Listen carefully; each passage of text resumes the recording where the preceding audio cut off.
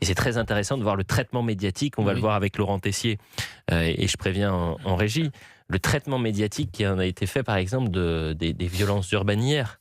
Des violences urbaines à Paris. C'est saisissant de voir que finalement, c'était un événement anecdotique pour les grands médias nationaux. Au JT de 20h, je crois que sur TF1, ça a été ce qu'on appelle un off, c'est une image qui a duré 20 secondes. Sur France Inter, ils ont plus parlé du canon français, on recevra le cofondateur du canon français dans quelques minutes, que de parler de ce qui s'est passé en plein Paris. Le traitement médiatique, c'est aussi Laurent Tessier. C'est pour ça que ça marche, Laurent. Parce que là, il arrive à révéler des choses qu'avant on ne voyait pas ou qu'on refusait de voir. Et il met un coup de pied dans la fourmilière. Laurent Tessier.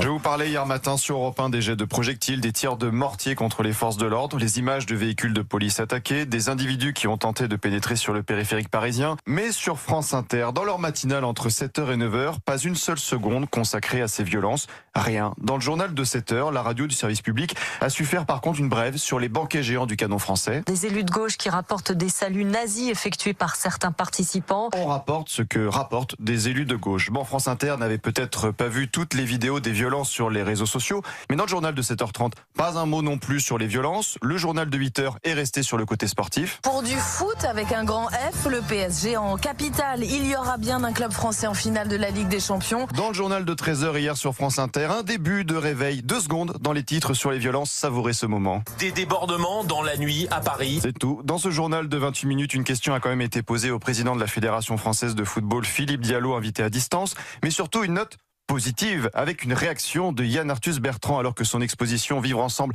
a été saccagée place de la Concorde. 3 heures après, l'expo est remontée. C'est trop mignon et ça fait chaud au cœur. C'est vraiment le thème de notre expo Vivre ensemble. Elle a envie vraiment de vivre ensemble. Allez dire ça aux policiers. En fin de journée, dans le journal de 18h, pas un mot. Ce qui s'est passé n'existe pas ou est fortement minimisé, alors que les journaux de France 2 à 13h et 20h ont montré les images d'attaques contre les policiers.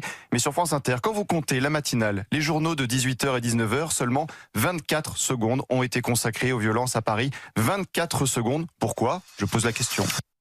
Et je précise qu'hier, par exemple, CNews était première chaîne d'information en mettant au cœur de l'actualité ce qui s'était passé, bien évidemment, dans les rues de Paris. L'histoire sans fin, c'est aussi une histoire sans fin liée avec le traitement médiatique, Sébastien Ligné. Bien sûr, parce qu'il y a évidemment tous ces médias qui dissimulent totalement les faits, mais je crois qu'il y a encore pire que ça et plus dangereux que cela. Il y a ces médias qui minimisent les faits, qui en parlent un petit peu, mais qui disent bon, alors voilà, il y a eu 110 interpellations hier, nuit calme. Ça, c'est très dangereux, parce que insidieusement, vous installez l'idée que 100 interpellations dans une nuit, c'est une bonne nuit. Ça, c'est terrible, parce qu'il y a 20 ans, 100 interpellations, ça aurait fait la une. Aujourd'hui, on essaie de nous expliquer que 100 interpellations, c'est calme. Que quelques tirs de mortier, c'est pas si grave. Que lors de la fête de la musique l'année dernière, il y avait eu des interpellations, des tirs de mortier. On disait, bon, globalement, c'était assez festif.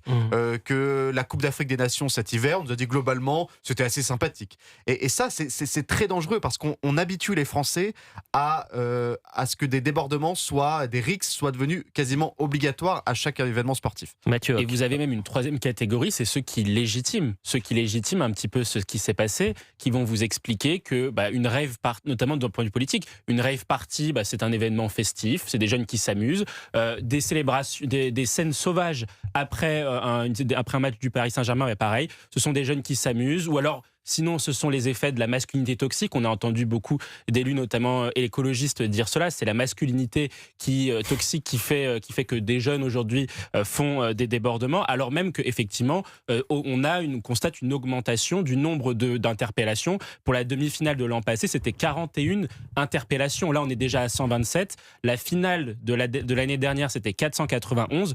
On n'imagine même pas ce que ça pourra être le 30 mai prochain, parce que ça va encore continuer d'augmenter, et c'est ça qui est important, c'est de voir cette volumétrie qui augmente à chaque fois et qui du coup pénalise les policiers. On continuera d'en parler justement dans un instant. Restez avec nous, courte pause pour Elliott Deval et vous, et on revient avec un sujet où on reviendra sur les chiffres justement de la justice. Qu'est-ce qui s'était passé l'année dernière, les interpellations, les placements en garde à vue, les comparutions immédiates et la réponse judiciaire. A tout de suite sur Europe 1. Et appelez-nous au 01 80 20 39 21. Elliott Deval et vous, c'est votre émission. Il est 11h59. Vous écoutez Europe 1.